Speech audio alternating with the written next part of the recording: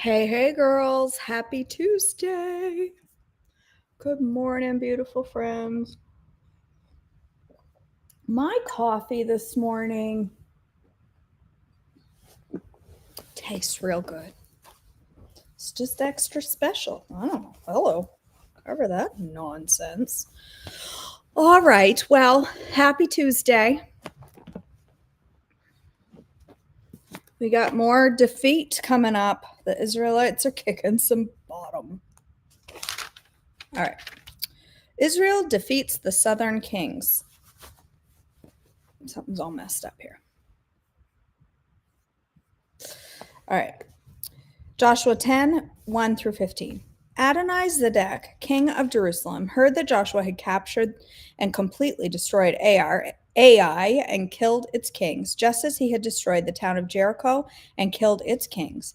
He also learned that the Gibeonites had made peace with Israel and were now their allies. He and his people became very afraid when they heard all of this because Gibeon was a large town, as large as the royal cities and larger than Ai.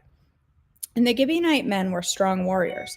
So King Adonai-Zedek of Jerusalem sent messengers to several other kings: Hoham of Hebron, Piram of Jarmuth, Japhia of Lachish, and Debir of Eglon. Come and help me destroy Gibeon, he urged them, for they have made peace with Joshua and the people of Israel. So these 5 Amorite kings combined their armies for a united attack. They moved all their troops into place and attacked Gibeon. The men of Gibeon quickly sent messages to Joshua at his camp in Gilgal. Don't abandon your servants now, they pleaded. Come at once, save us, help us, for all the Amorite kings who live in the hill country have joined forces to attack us. So Joshua and his entire army, including the best warriors, left Gilgal and set out for Gibeon.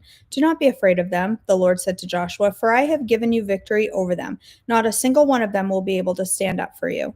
Joshua traveled all night from Gilgal and took the Amorite armies by surprise. The Lord threw them into a panic, and the Israelites slaughtered great numbers of them at Gibeon. Then the Israelites chased the enemy along the road to Beth Horon, killing them all along the way to Azekah and Makkedah. As the Amorites retreated down the road from Beth Horon, the Lord destroyed them with a terrible hailstorm from heaven that continued until they reached Azekah. The hail killed more of the enemy than the Israelites killed with the sword.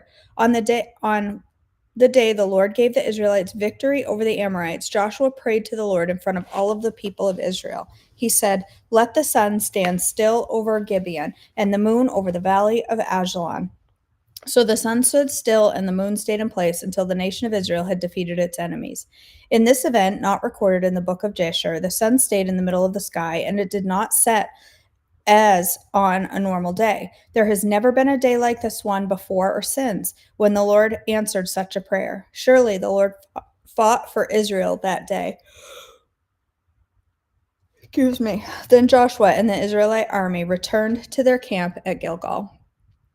Joshua kills the 5 southern kings. Joshua 10, 16 through 27.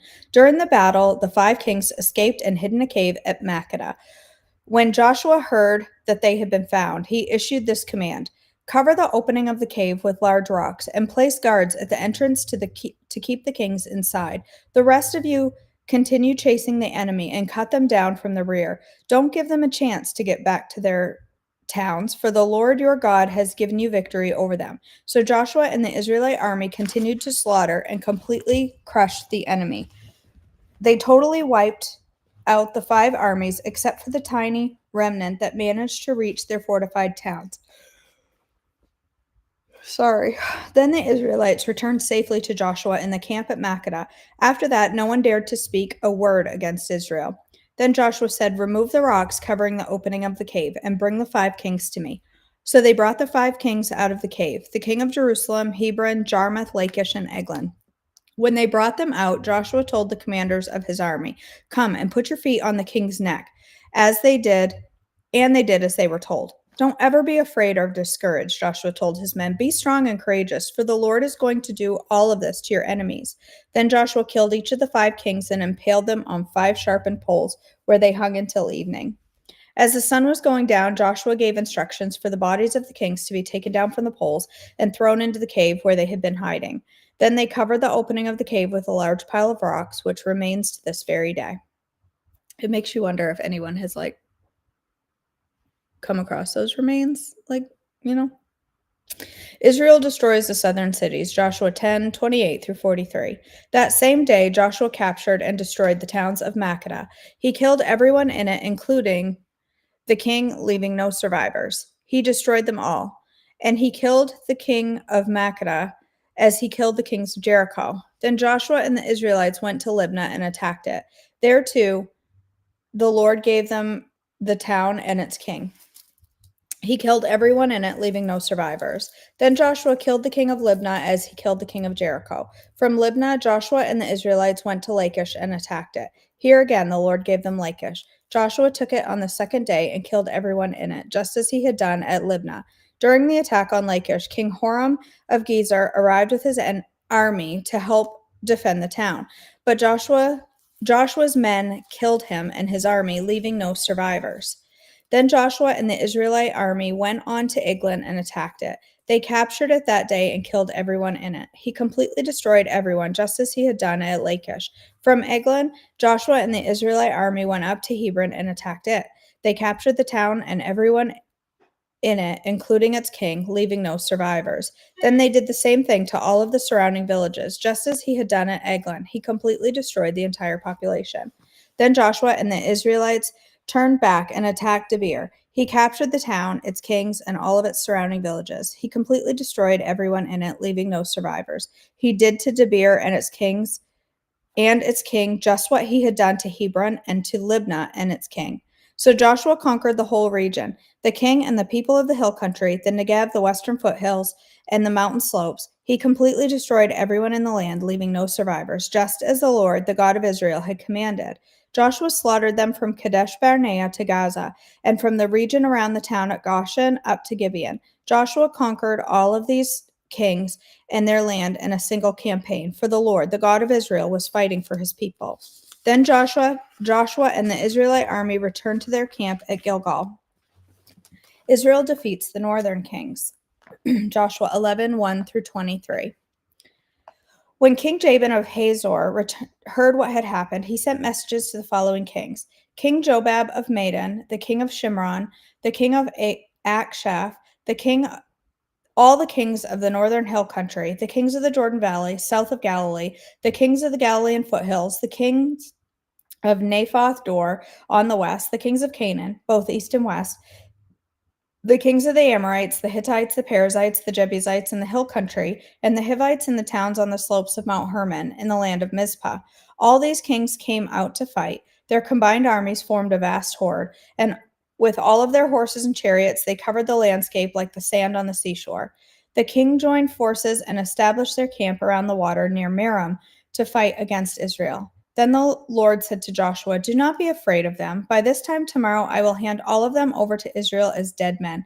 Then you must cripple their horses and burn their chariots." So Joshua and all of his fighting men traveled to the water near Merom and attacked suddenly, and the Lord gave them victory over their enemies. The Israelites chased them as far as Greater Sidon and Misrephoth Maim and eastward into the valley of Mizpah, until not one enemy warrior was left alive. Then Joshua crippled the horses and burned all the chariots, as the Lord had instructed. Joshua then turned back and captured Hazor and killed its king. Hazor had at one time been the capital of all these kingdoms. The Israelites completely destroyed every living thing in the city, leaving no survivors. Not a single person was spared.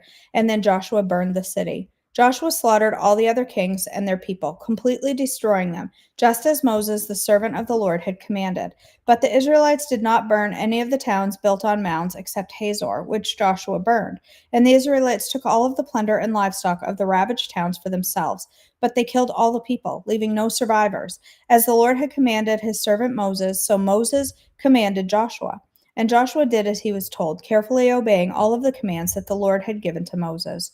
So Joshua conquered the entire region, the hill country, the entire Negev, the whole area around the town of Goshen, the western foothills, the Jordan Valley, the mountains of Israel, and the Galilean foothills.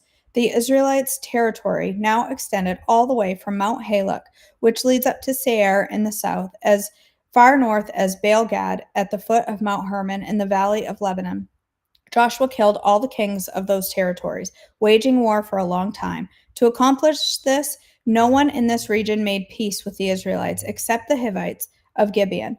All the others were defeated, for the Lord hardened their hearts and caused them to fight the Israelites. So they were completely destroyed, without mercy, as the Lord had commanded Moses.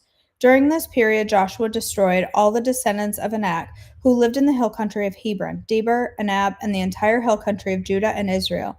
He killed them all and completely destroyed their towns. None of the descendants of Anak were left in the land of Israel, though some still remained in Gaza, Gath, and Ashdod. So Joshua took control of the entire land, just as the Lord had instructed Moses. He gave it to the people of Israel as their special possession, dividing the land among the tribes. So the land finally had rest from war. Kings defeated east of the Jordan. Joshua 12, 1-6. These are the kings east of the Jordan River who had been killed by Israelites and whose land was taken. Their territory extended from the Arnon Gorge to Mount Hermon and included all the land east of the Jordan Valley. King Sihon of the Amorites, who lived in Heshbon, was defeated. His kingdom included Aroer on the edge of the Arnon Gorge and extended from the middle of the Arnon Gorge to the Jabbok River, which serves as a border for the Ammonites. This territory included the southern half of the territory of Gilead. Sihon also controlled the Jordan Valley and the region to the east, from as far north as the Sea of Galilee as to as far south as the Dead Sea, including the road to Beth Jeshimoth and southward toward the slopes of Pisgah. King Og of Bashan, the last of the Rephaites, lived at Ashtoreth and Edrei. He ruled a territory stretching from Mount Hermon to Selecah in the north and to all of Bashan in the east, and westward to all the borders of the kingdoms of Geshur and Makkah. The territory included the northern half of Gilead as far as the boundary of King Sihon of Heshbon. Moses, the servant of the Lord, and the Israelites had destroyed the people of King Sihon and King Og, and Moses gave their land as a possession to the tribes of Reuben, Gad, and the half-tribe of Manasseh.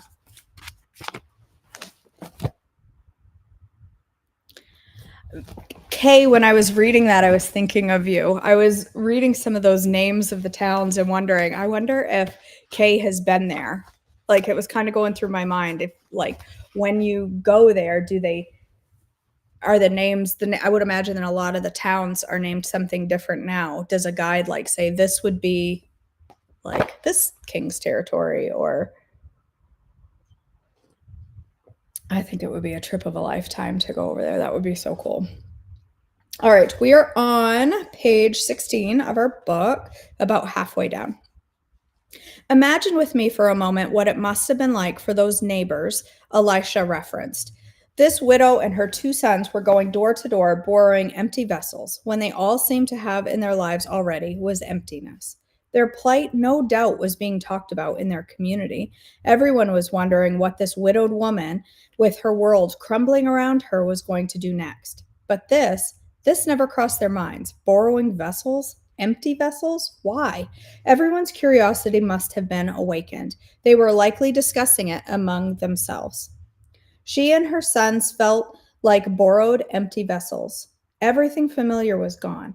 In the eyes of the world, they had nothing worth anything. They no longer felt like they belonged to themselves. This mother's heart was breaking. Her sons, her posterity, her joy in the present and hope in the future, all that really mattered to her were soon to be property of the creditors. These young sons would be borrowed away from their true purpose and destiny if something didn't change quickly. And now these soon-to-be borrowed and already feeling emptied vessels were told to go borrow empty vessels. Yes, everyone must have wondered why, including themselves. How would these borrowed, empty vessels be filled by empty vessels? But even in their feelings of emptiness, they went against their own struggles and walked in obedience, and God fought the battle for them. They were soon to be reminded that they still had what really mattered after all. They had oil in the house. Have you ever felt borrowed and empty? Have you ever felt pulled from every direction by every situation and circumstance around you? Often in life, in raising our children, even in ministry, that can become the normal way of living rather than the exception. But remember, we are not borrowed. We are bought with a price. You were bought with a price, purchased with a preciousness, and paid for, made his own. So then honor God and bring glory to him in your body. 1 Corinthians 6:20. And you were bought with a price, purchased with a preciousness, and paid for by Christ. Then do not yield yourselves up to become, in your own estimation, slaves to men, but consider yourselves slaves to Christ. 1 Corinthians 7:23. Okay. Tomorrow we'll start the points to ponder.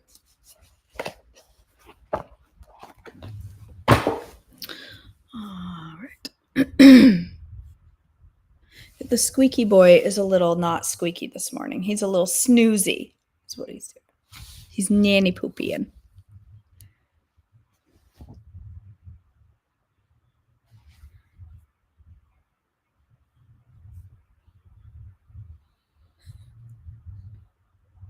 My daughter was going to go there, but the threat level is at too high of a level, so they canceled the trip. I know. I wonder the same thing, Alice, if it will ever be. Well, it'll be safe enough for us to go again someday, but I don't know if it'll be on this side of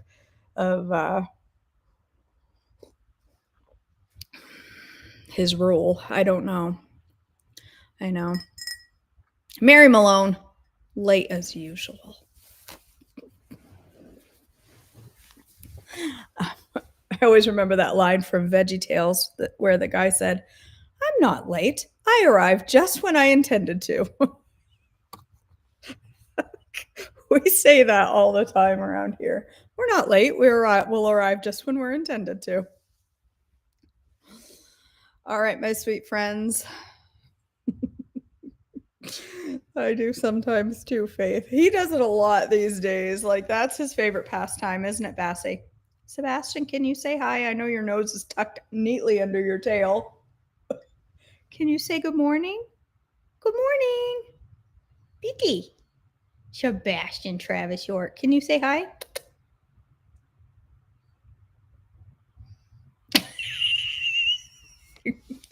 There's your good morning. Oh, all right, my friends. Let's go ahead and end in prayer. God, our Father, we thank you and praise you today. We thank you for the message in your word, for the message in this devotion. And God, I just praise you and thank you that we can come together and read your word every day and dig into the history, God. And I just thank you that we have the opportunity, and may we never take it for granted that we can sit and dig into your word and help us to crave that and to desire that, to dig in and to learn more and to dig into the history and just get closer and closer to you through the words on the pages. God, I pray for each woman here today. I know there are people that are very sick and struggling. I pray for those that are waiting on test results and those that are waiting on good news from test results or waiting on the next round of tests, and just the worry and the fear that surrounds all of us. Help us to not live in that. Help us to live in strength and your promises and your purpose and what you would have for us this very day.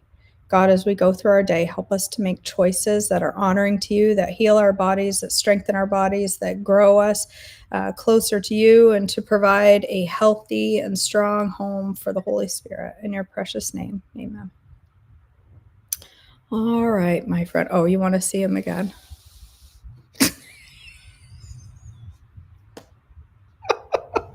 He's not very exciting this morning.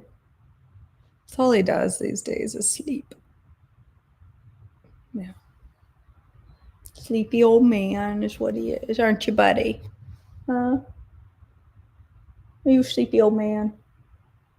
Just leave me alone. I'm trying to sleep, woman. All right, girls. So this morning, we are going to have take 2 of brownie cheesecake oatmeal. Today, I'm going to nail it. It's not going to be like yesterday. Yesterday was absolutely disgusting. I ate the whole bowl. I was like, man, this is gross. His huge carrot is in the bedroom with his huge chicken. It's next to the chicken. He's got his chicken and veggies. Today's brownie cheesecake bowl is going to be delicious because I know what I did wrong. I'm going to use regular oats today. and I'm going to make them stickier and gooier, and I know exactly what to do today. So, all right, I hope you'll join me. I'm just going to be a couple minutes because I'm hungry right now. My stomach's growling. I'm ready to eat. Let's do this. All right, I love you, girls. I hope